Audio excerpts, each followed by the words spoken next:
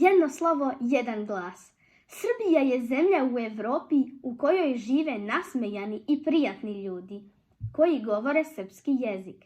Srpski jezik pripada slovenskoj grupi jezika. Srpsko pismo se zove ćirilica i ima 30 slova. Svako slovo u srpskoj azbuci čita se onako kako se piše, što je retkost u modernim jezicima. U srpskom jeziku se primenjuje Adelungovo pravilo.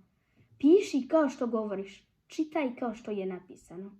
Da li ste znali da mi, mladi, razumemo na oba jezika kada čitamo žurnale, žurnal, pevamo šansone, chanson, gledamo omiljene filmske žanrove, genre, učestvujemo na turniru, tournoi, ne volimo da nas neko deranžira, ali volimo masažu i kuražne ljude, courageux.